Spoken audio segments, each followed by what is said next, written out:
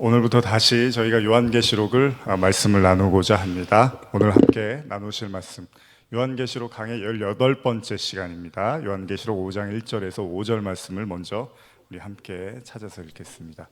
요한계시록 5장 1절에서 5절까지입니다. 내가 보매 보좌에 앉으신 이의 오른손에 두루마리가 있으니 안팎으로 썼고 7인으로 봉하였더라. 또 보매 힘있는 천사가 큰 음성으로 외치기를 누가 그 두루마리를 펴며 그 인을 떼기에 합당하냐 하나 하늘 위에나 땅 위에나 땅 아래에 능히 그 두루마리를 펴거나 보거나 할 자가 없더라. 그 두루마리를 펴거나 보거나 하기에 합당한 자가 보이지 아니하기로 내가 크게 울었더니 장로 중에 한 사람이 내게 말하되 울지 말라. 유대지파의 사자 다윗의 뿌리가 이겼으니 그 두루마리와 7인을 떼시리라 하더라. 자, 오늘부터 다시 우리는 요한계시록 말씀을 보고자 합니다. 우리는 지난 시간까지 총 17번에 걸쳐서 요한계시록 4장까지의 말씀을 나눴습니다. 오늘부터는 5장부터 다시 말씀을 시작하는데요. 지난 4장까지의 요한은 4장의 말씀을 보시면 요한이 열린 하늘을 통해서 그 하나님의 보좌를 보죠. 하나님의 임재와 보좌를 목격을 합니다. 그리고 나서 5장에서 보좌에 앉으신 이와 관련된 말씀을 지금 시작을 하고 있는데 지금 여러분들이 읽으신 5장의 말씀을 보시면 요한은 보좌에 앉으신 이의 모습을 또다시 묘사를 하고 있습니다. 그는 오른손에 두루마리를 가지고 있는데 안팎으로 무엇인가 쓰여져 있는 이 두루마리에 대한 이야기를 하기 시작합니다. 두루마리는 여러분들이 잘 아시는 것처럼 말씀, 책, 그 다음에 양피지 이렇게 두루마리로 되어 있는 말씀이죠. 이 두루마리는 근데 그냥 두루마리가 아니라 7인으로 봉해진, 그러니까 그냥 열 수 없는 인으로 봉해진 말씀이라고 이야기를 합니다. 보통 두루마리는 책이나 편지, 서신 등으로도 이해를 하는데 물론 이 가운데 하나님의 말씀이 당연히 쓰여져 있겠죠. 근데 문제가 생겼습니다. 요한이 이 두루마리를 보고 있는데 이 두루마리의 내용이 얼마나 비밀스럽고 어려웠는지 요한이 봤을 때 그 두루마리가 봉해져 있어서 아무도 그 두루마리를 열 수 없는 것처럼 느껴져서 요한이 매우 애통해하는 장면이 여러분들이 읽으신 1절에서 5절까지 내용입니다. 내용도 비밀스럽고 더군다나 7인, 7이라는 건 완전수도 있고요.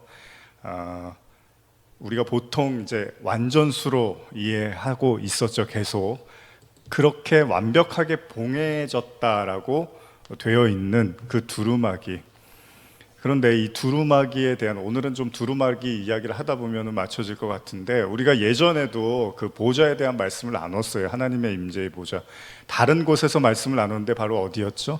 다니엘서에서 우리가 이 말씀을 나눴습니다. 다니엘서 1장으로 가보면 제가 읽어드릴게요. 자, 다니엘서에서도 동일하게 하늘이 열리죠. 에스겔서요. 에스겔서 죄송합니다. 에스겔서를 보면 하늘이 열리는 장면이 나오죠. 이 에스겔서 1장 1절에 보면 30해 넷째 달 초 닷새에 내가 그발강가에 사로잡힌 자 중에 있을 때 하늘이 열리며 하나님의 모습이 내게 보이니. 나중에 제가 또 기회가 되면 말씀을 드리겠지만 이 하늘이 열렸다라는 표현들이 나오는 곳이 종종 있죠. 이전에도 나누었죠. 스테반이라든지 또 예수님이 이 세례를 받을 때 하늘이 열리죠. 자, 이렇게 시작하는 내용 에스겔에 등장을 하는데, 자, 에스겔서의 1장의 내용은 계시록에 등장하는 보좌와 매우 유사한 그런 내용이었죠. 여러분들 한번 기억해 보시면 기억이 좀 나실 거예요. 여기서도 이제 두루마리가 등장을 합니다. 그런데 에스겔이 하나님의 임재 속에서 똑같이 요한처럼 지금 두루마기를 보게 되는데 에스겔은 그 두루마리를 이렇게 받는 장면으로 나오는데요. 에스겔서 2장 8절에서 10절인데 이건 한번 좀 찾아볼까요? 에스겔서 2장 8절에서 10절입니다. 다 찾으셨으면 같이 읽겠습니다. 2장 8절에서 10절. 너 인자야, 내가 내게 이르는 말을 듣고 그 패역한 족속같이 패역하지 말고 내 입을 벌리고 내가 내게 주는 것을 먹으라 하시기로 내가 보니 보라 한 손이 나를 향하여 펴지고 보라 그 안에 두루마리 책이 있더라. 그가 그것을 내 앞에 펴시니 그 안팎에 글이 있는데 그 위에 애가와 애곡과 재앙의 말이 기록되었더라. 자, 사실 하나님께서 에스겔에게 이 두루마리를 주시기 전에 하신 말씀을 보면 이 두루마리에 뭐가 써 있는지, 왜 이 두루마리에 애가와 애곡과 재앙의 말이 써 있는지를 이렇게 짐작을 할 수 있습니다. 그게 바로 앞에 절의 내용인데요. 에스겔서 2장 3절에서 8절까지의 내용인데, 이건 제가 현대어 성경으로 좀 읽어드리겠습니다. 여러분들이 좀 들으시기 편하게. 너 사람아, 내가 너를 이스라엘 백성에게 보내겠다. 그들은 반역하는 백성이어서 내게 대항하고 일어섰다. 그들의 조상이 옛날에 저지른 짓을 오늘까지도 그들은 되풀이하고 있다. 다른 민족들에게도 내가 너를 보내겠지만 우선 저 파렴치하고 반항하는 백성에게 보내겠다. 너는 그들에게 가서 나 여호와가 내게 하는 말을 전하여라. 비록 그들이 계속 반항하고 내 말을 듣지 않을지라도 적어도 저희 가운데 예언자가 있었다는 사실만은 그들이 알고 있어야 한다. 너 사람아, 그들 앞에서 두려워하지 말아라.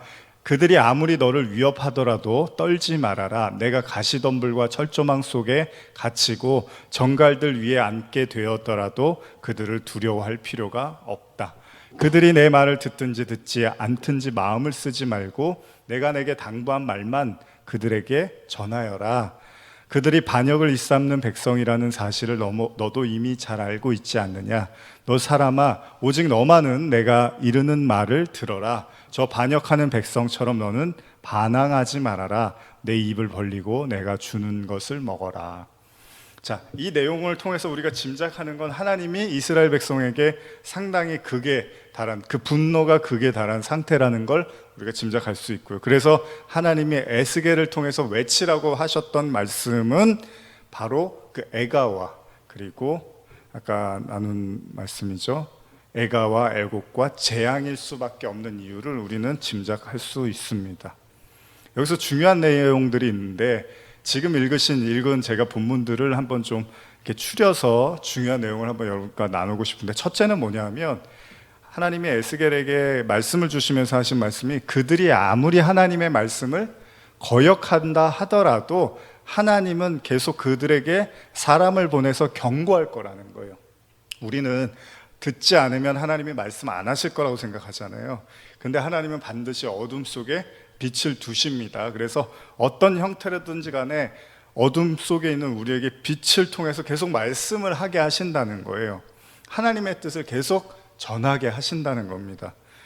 사람들이 물론 이것을 듣고 회개하면 복을 받게 되지만 계속 거절하면 이게 뭐가 되죠? 내가 계속 얘기했는데 말을 안 듣지. 그럼 이제 그게 심판의 이유가 되는 겁니다. 그러니까 여러 가지 이유에서 하나님은 계속 말씀을 전하게 하시는 거예요. 듣고 돌아서면 됩니다. 근데 듣고 돌아서지 않으면 그 전한 말씀이 나한테는 심판으로 닥치는 거예요. 그건 정말로 멸망하는 거죠. 두 번째 하나님이 에스겔에게 하시는 말씀은, 거역하는 백성을 향하여 말씀을 전할 때 절대 두려워하지 말라는 겁니다. 제가 지난 주일날 이렇게 말씀 나누면서 그랬잖아요.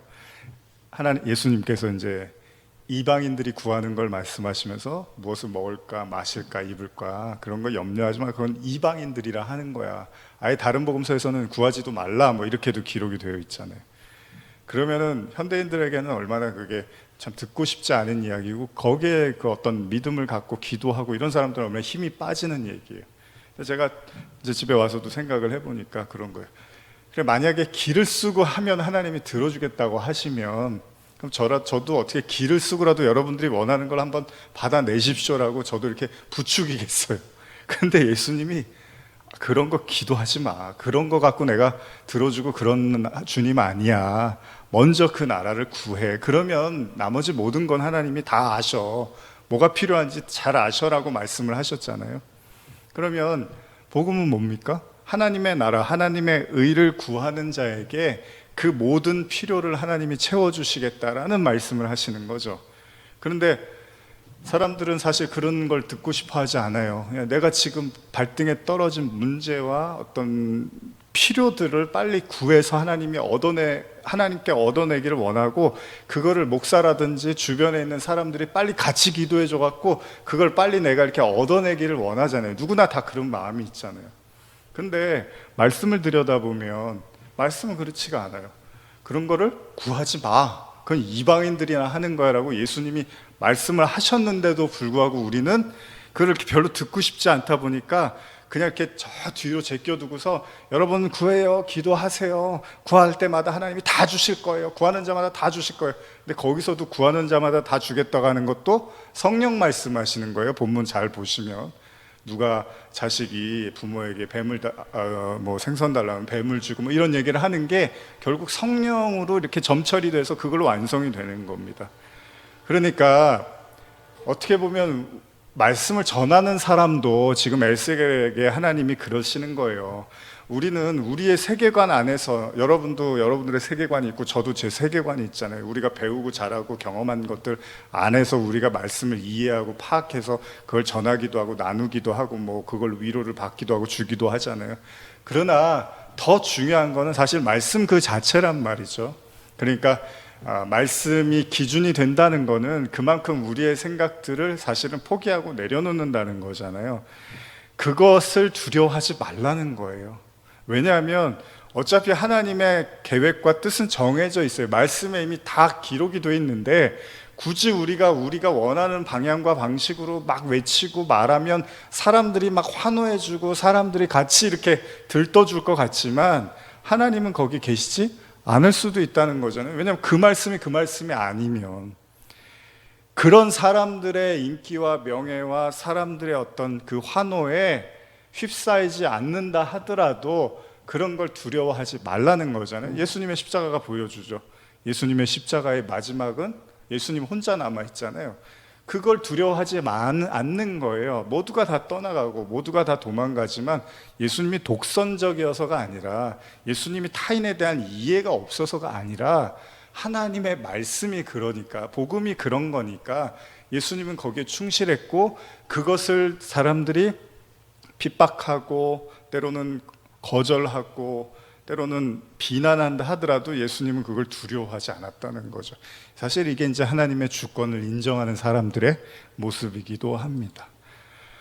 그래서 온갖 악행을 사람들이 일삼다 하여도 그래서 가시덤불과 철조망에 갇힌다 하더라도 두려워하지 말라는 겁니다. 어쩌면 이건 당연한 일이라고 말씀을 하시죠. 세 번째입니다. 그 말을 듣든지 안 듣든지 거기에도 너무 신경 쓰지 말라는 거예요. 제가 사실은 설교할 때 이렇게 옛날에 참 신경 많이 썼던 게 그걸 들을 사람이 별로 없고 별로 거기에 관심 있는 사람이 없을 것 같은 이런 고민을 많이 했는데 오늘 에스겔에게 하나님 분명히 말씀하십니다. 사람들이 듣든지 안 듣든지 신경 쓰지 말라는 겁니다. 사실 이 부분에서 말씀을 전하는 자로서 매우 유의해야 되는 부분인데 우리는 우리의 말을 들어주는 것이 중요하다 보면요 자연스럽게 우리는 우리의 말이 잘 들리도록 사람들의 귀에 달콤하게 들리는 이야기가 하고 싶어집니다. 그래야지 사람들이 우리의 말을 듣고 반응을 하고 존경심을 나타내고 지지를 보내기 때문에 그 말을 그의 귀에 맞게끔 그가 원하는 이야기를 자꾸 해주고 싶은 마음이 든다는 거예요. 그래서 하나님이 그게 은혜가 되면 괜찮아요. 그런데 하나님은 다르다는 겁니다. 사람 말 하지 말라는 거예요. 그냥 복음 말씀 전하라는 거죠. 거기에는 듣고 안 듣고는 사실 우리의 관심사가 돼서는 안 된다는 거예요. 사도행전 28장 23절에 보면 제가 읽어드릴게요. 그들이 날짜를 정하고 그가 유숙하는 집에 많이 오니 바울이 아침부터 저녁까지 강론하여 하나님 나라를 증언하고 모세 율법과 선지자의 말을 가지고 예수에 대하여 권하더라. 그 말을 믿는 사람도 있고 믿지 아니하는 사람도 있어 서로 맞지 아니하여 흩어질 때 바울이 한 말로 이르되 성령이 선지자 이사야를 통하여 너희 조상들에게 말씀하신 것이 옳도다. 제가 자주 드리는 말씀이죠. 26절 일렀을 때 이 백성에게 가서 말하기를 너희가 듣기는 들어도 도무지 깨닫지 못하며 보기는 보아도 도무지 알지 못하는도다. 이 백성들의 마음이 우둔하여져서 그 귀로는 둔하게 듣고 그 눈은 감았으니 이는 눈으로 보고 귀로 듣고 마음으로 깨달아 돌아오면 내가 고쳐줄까 함이라 하였으니 그런즉 하나님이 이 구원이 이방인에게로 보내진 줄을 알라. 그들은 그것을 들으리라. 애매한 구절이죠. 현대어로 다시 읽어드릴게요. 28장 26절입니다. 사도행전. 이 백성에게 이 말을 전하여라. 너희가 듣기는 아무리 많이 듣더라도 깨달을 수는 없을 것이다.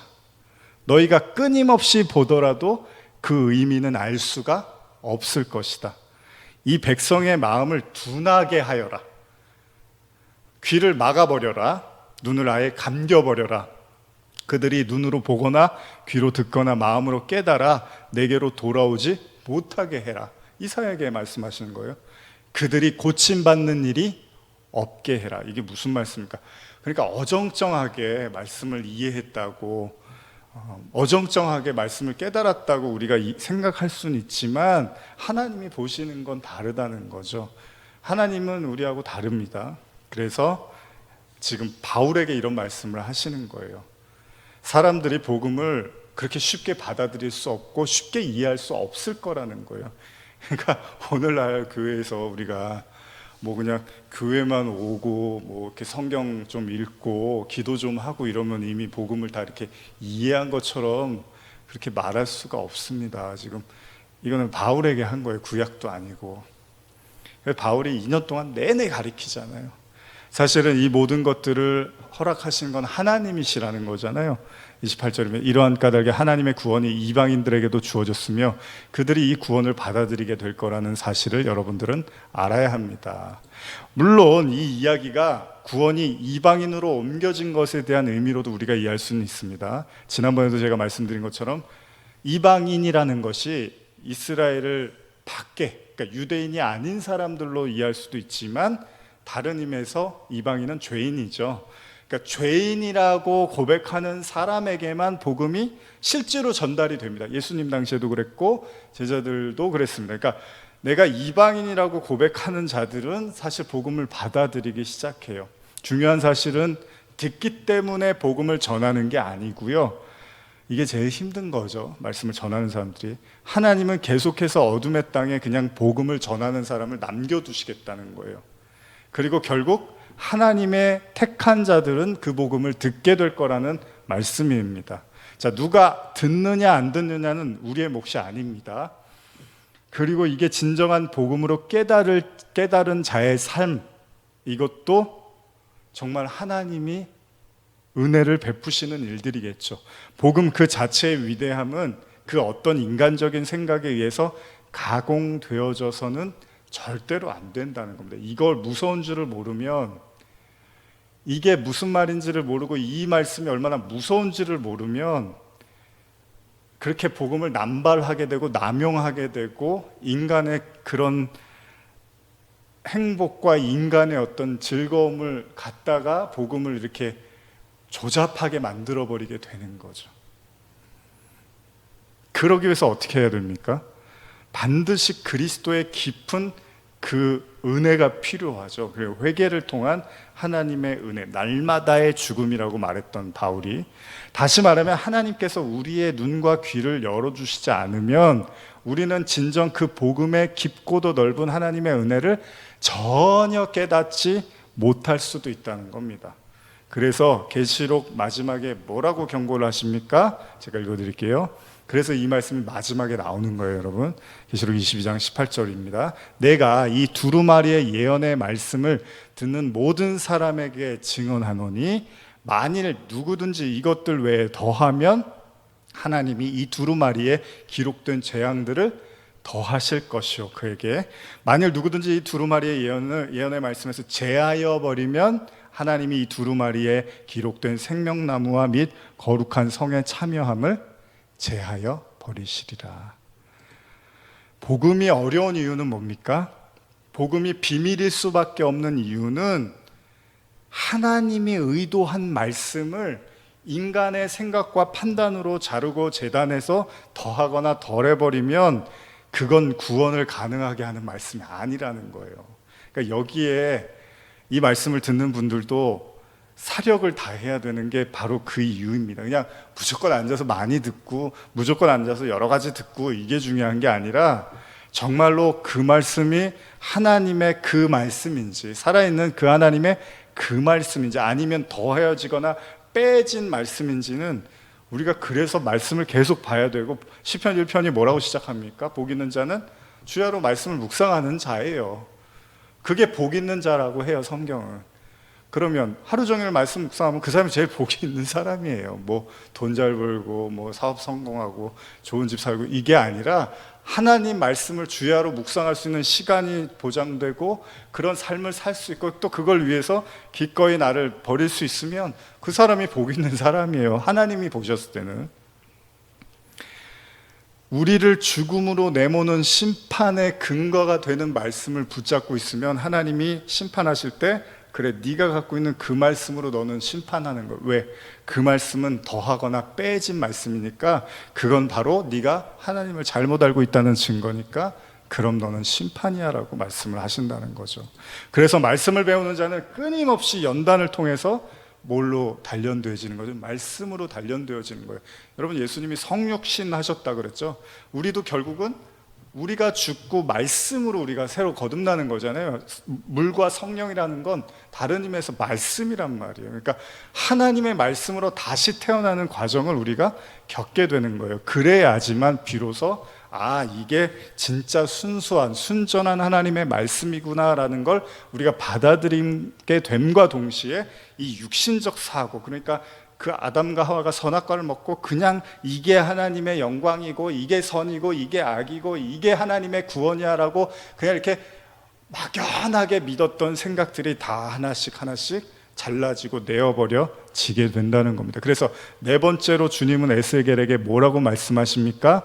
에스겔서 2장 8절 9절 제가 읽어드리겠습니다. 다시. 너 인자야, 내가 내게 이르는 말을 듣고 그 패역한 족속같이 패역하지 말고 내 입을 벌리고 내가 내게 주는 것으로 먹으라 하시기로 내가 보니 보라 한 손이 나를 향하여 펴지고 보라 그 안에 두루마리 책이 있더라. 에스겔이 하나님께 주시는 두루마리를 받자 하나님은 그의 입에 두루마리를 넣어서 먹게 하십니다. 이때 에스겔이 뭐라고 하냐면요, 에스겔서 3장 2절 3절인데 내가 입을 벌리니 그가 그 두루마리를 내게 먹이시며 내게 이르시되 인자야, 내가 내게 주는 이 두루마리를 내 배에 넣으며 내 창자에 채우라 하시기에 내가 먹으니 그것이 내 입에서 달기가 꿀 같더라. 제가 자주 하는 말씀이죠. 하나님이 그 두루마리를 먹으라고 하세요. 그런데 에스겔이 먹고 뭐라 그래요?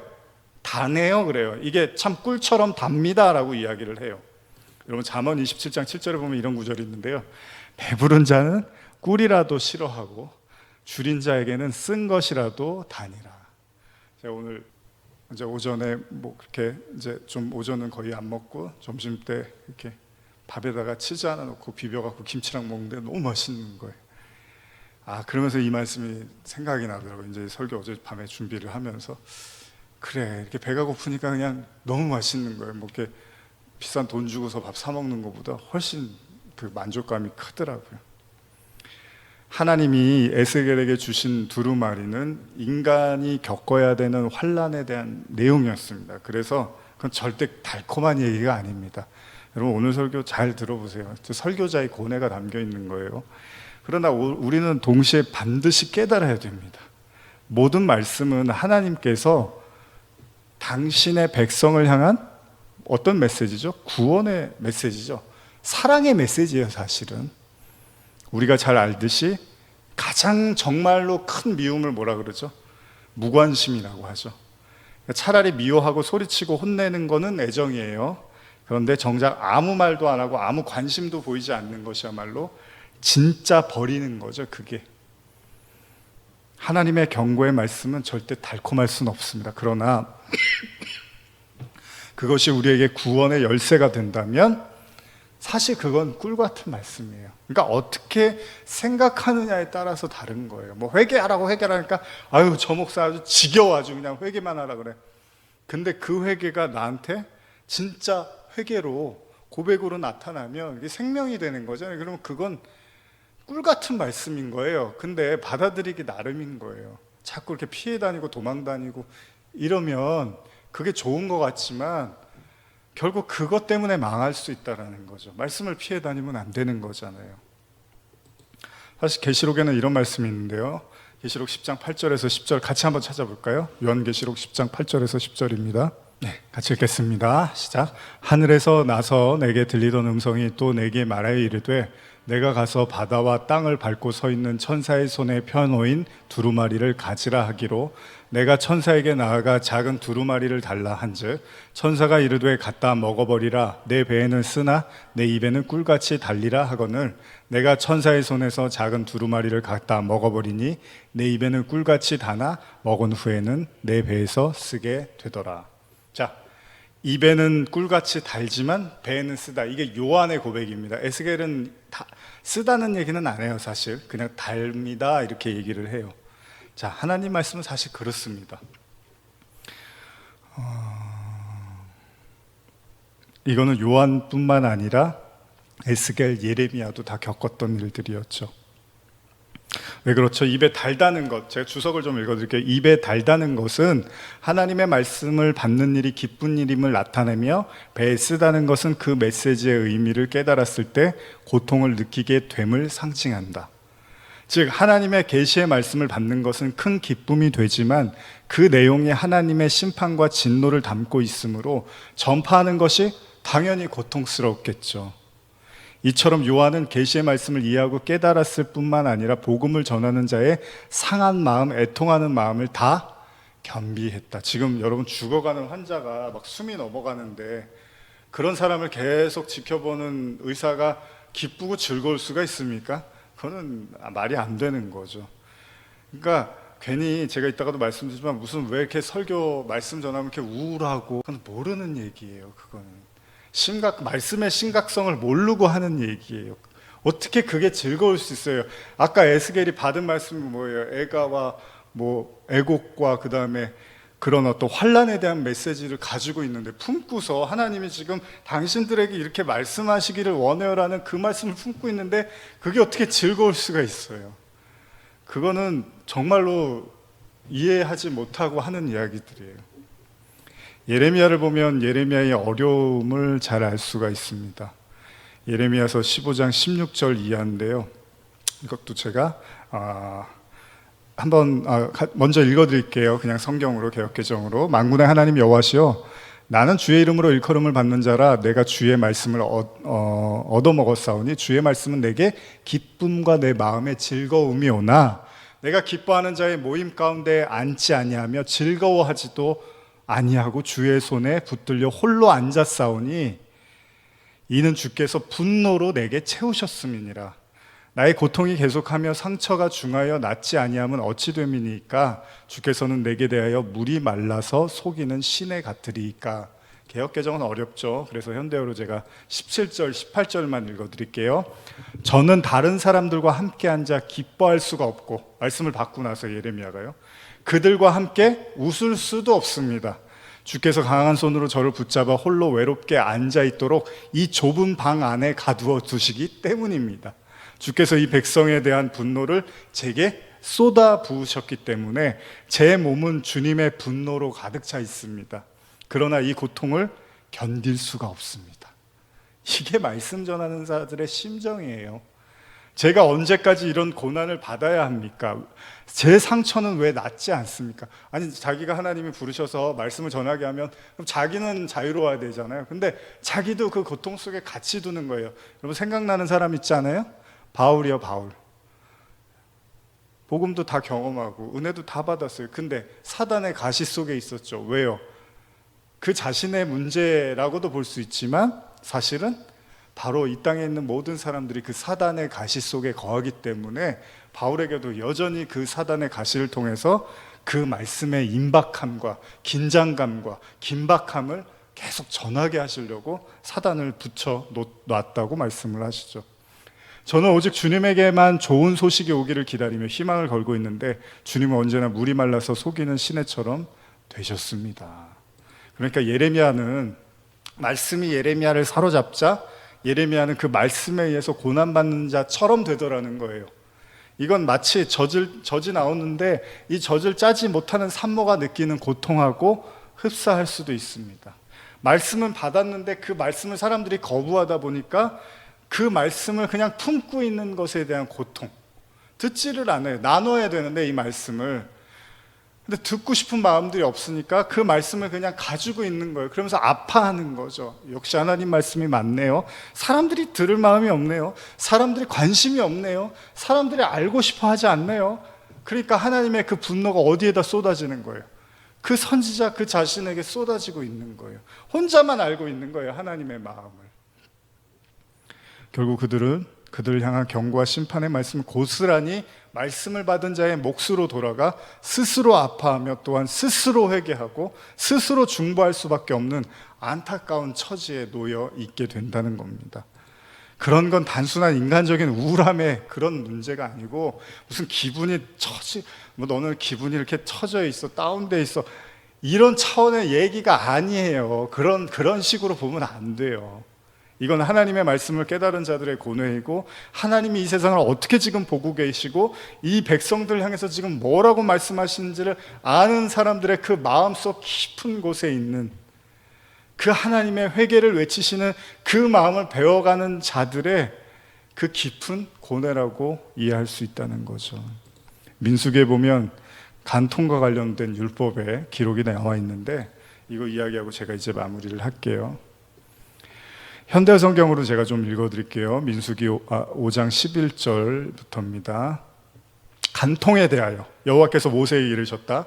이스라엘 백성에게 이같이 일러두어라. 어느 남자든 자기 아내가 아내로서의 행실을 바르게 하지 않고 남편을 속여 외간 남자와 잠자리를 같이 하였는데도 그 일이 남편이나 다른 사람의 눈에 띄지 않고 또한 그 정사의 현장에서 다른 사람에게 잡히지 않았을 경우에 그 증거는 없으나 아내가 그랬을 거라고 남편이 의심하든지 또 아내가 그런 일을 실제로 하지 않았는데 아내를 의심할 때에는 아내를 데리고 제사장에게 가라.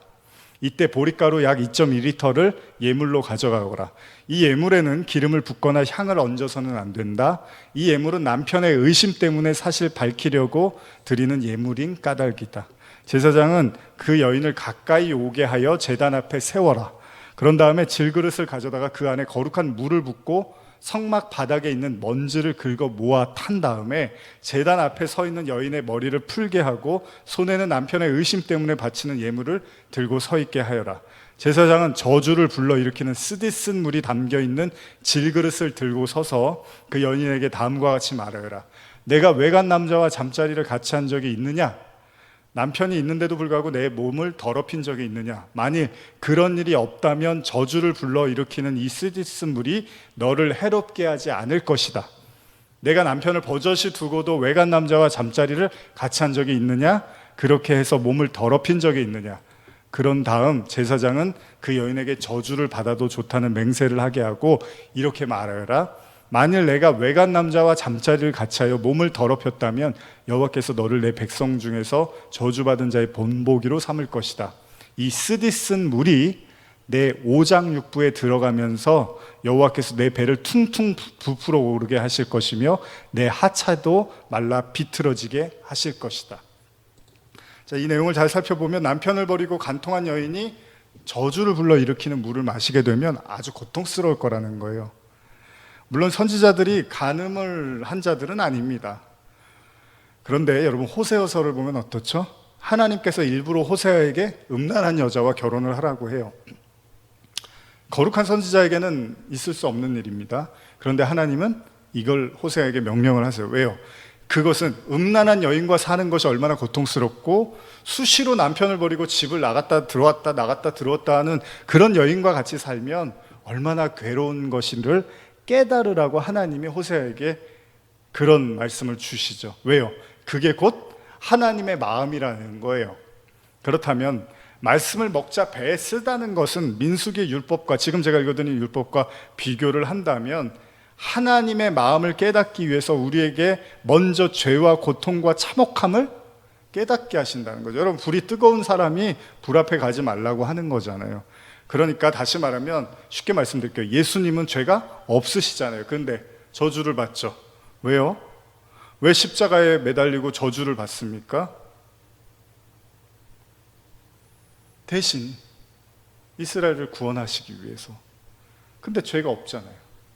마찬가지예요. 하나님의 사람들에게 두루마리 말씀을 주면서 결국은 물론 우리는 죄가 없는 게 아니에요. 우린 죄가 많아요. 그래서 우리는 전하면서도 죄를 깨달아요. 요나가 대표적이죠. 요나는 하나님의 부름을 받고 말씀을 전하는데 그 전하는 과정에서 자기가 더 많이 깨달아요. 자기가 더 나쁜 사람이라는 걸. 우리는 그런 존재예요. 뭐 두 가지 다 좋습니다. 우리가 하나님 앞에 온전하고 순전한 모습을 보인다 하더라도, 그러나 또 동시에 우리는 인간으로서의 그 죄악을 갖고 있으니까 우리는 그 두루마리라는 말씀을 통해서 우리는 우리의 죄도 깨닫고 그들의 죄도 깨닫게 되는 거죠. 그러나 하나님이 먼저 말씀을 준 자에게 더 참혹한 죄를 깨닫게 하신다는 거예요. 왜요? 그래야지 아까도 제가 말씀드린 것처럼 죄의 결과가 얼마나 고통스러운지를 먼저 봐야지만 그 죄를 짓지 말고 회개하라고 외칠 수가 있기 때문입니다. 그래서 그렇게 힘든 거예요. 선지자들이 보는 세상은 다른 세상이에요. 근데 사람들이, 대중들이, 백성들이 보고 있는 세상은 그냥 뭐 사람들의 통념에 맞는 그런 세상을 보고 있지만, 선지자들이 보는 세상은 하나님의 눈으로 보는 완전히 다른 세상을 보고 있는데 그걸 전혀 알아듣지를 못하는 거죠. 오죽하면 그 예수님께서 그 부자와 거진 아사로 비유를 통해서 이렇게 나중에 뭐라 그래요? 음부에 갔는데 이렇게 도랑이 있어서 서로 이렇게 건너갔다 오지를 못한다 그러잖아요. 서로 교통이 안 된다는 게, 대화가 안 되는 거죠. 깨닫지를 못한다는 거예요. 그래서 하나님은 우리가 사실 우리도 가늠한 여자라고 하잖아요. 로마서에서 바울이. 마찬가지로 우리도 그 말씀이 우리에게 쓸 수 있어요. 왜냐하면 우리가 의인이 아니다 보니까 먼저는 우리 죄가 또 우리 안에 들어있기 때문에 그 말씀이 깊이 들어오면 막 창자가 뒤틀린 만큼 고통이 가해지는 거죠. 그러나 동시에 이 죄가 이렇게 아프고 힘든 거구나, 이렇게 괴로운 거구나, 여기서 빠져나오지 못하는 영원을 살아야 된다면 그것이야말로 정말로 비극이구나라는 걸 먼저 알아야지만, 아까 에스겔에게 하나님 말씀하신 것처럼 사람의 눈치를 안 보고 두려워하지 않고 듣든지 안 듣든지 전할 수가 있는 거예요. 근데 그걸 경험하지 못하면 사람들하고 서로 왕래한다고, 예수님이 말씀하신 것처럼 서로 너희들 영광을 구하는구나 그러는 거예요. 그냥 서로 좋고 좋은 얘기만 하는 거예요. 왜요? 그 죄의 참혹함을 이해하지 못하고 사망의 본질을 이해하지 못하다 보니까 말씀을 전할 힘도 없고 그럴 담대함도 가질 수가 없다는 거죠. 왜냐하면 그런 얘기하면 싫어하니까 사람들이. 자, 이것은 매우 진지한 일입니다, 여러분. 제가 누누이 말씀드리지만 하나님의 말씀을 나눈다는 건 매우 진지한 일입니다. 그렇다고 설교자한테만 그 모든 짐을 다 맡기지 마십시오. 설교자가 어디 있고 그냥 평신도가 어디 있습니까? 성경에 다 그리스도인이지. 같이 가는 거고, 뭐 여러분들의 천국은 쉽고 저의 천국은 어렵고, 뭐 목회자의 천국은 어렵고 성도들의 천국은 쉽고, 그거는 더 큰일 날 이야기입니다. 하나님은 그렇게 하지 않습니다. 모두에게 똑같이 좁은 길을 말씀하십니다. 여러분, 이 마음을 알아야지만 비로소 복음의 진가를 외칠 수가 있게 되는 겁니다. 오늘 계시록의 본문을 보면 요한은 매우 안타까워서 애통을 합니다. 왜냐하면 7인으로 봉인된 이 두루마리를 열 자가 없는 사실에 그는 크게 눈물을 흘립니다. 다시 한번 우리 4절 5절 읽어볼까요? 계시록 5장 4절에서 5절입니다. 시작. 그 두루마리를 펴거나 보거나 하기에 합당한 자가 보이지 아니하기로 내가 크게 울었더니 장로 중에 한 사람이 내게 말하되 울지 마라. 유다 지파의 사자 다윗의 뿌리가 이겼으니 그 두루마리와 7인을 떼시리라 하더라. 좀 우셔야 돼요.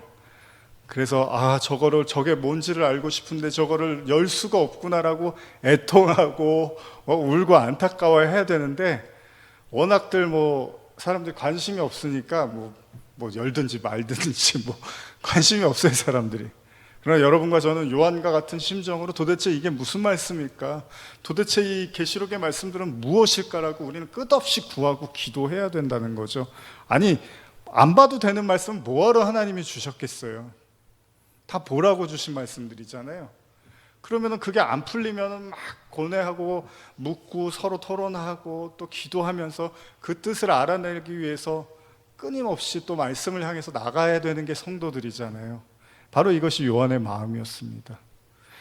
이 두루마리를 펴고 보기 위해서는 엄청난 희생과 대가가 따라야 하고 이 세상의 모든 권세를 물리칠 만한 권능을 가진 이어야만 한다는 것을 요한이 직감하게 됐습니다. 왜냐하면 앞에서 에스겔에서도 나왔던 것처럼 두루마리의 내용은 뭐였어요? 에스겔서 2장 10절에 그가 그것을 내 앞에 펴시니 그 안팎에 글이 있는데 그 위에 애가와 애곡과 재앙의 말이 기록되었더라. 사실 계시록도 비슷한 내용이죠. 결국 경고와 심판의 메시지인 동시에 구원과 사랑의 메시지일 거예요. 그러나 그것을 가능케 하는 하나님의 은혜가 없는, 그러니까 하나님의 완벽한 은혜에 부합되는 인간이 이 땅에는 없다는 사실을 요한이 알게 된 거죠. 그때 너무 애통해하는 거예요. 도대체 이 말씀을 누가 열어줄 수 있을까라고 할 때 장로 중에 한 사람이 말합니다. 울지 마라. 유다 지파의 사자 다윗의 뿌리가 이겼으니 그 두루마리와 그 7인을 떼시리라 하더라. 여러분, 이 세상의 모든 권세를 십자가로 다 이기시고 발 아래 두시고 모든 세상을 이기신 유일한 분, 바로 어린 양 예수 그리스도, 그분만이 하나님의 비밀을 담은 그 두루마리를 열어주신다는 거죠.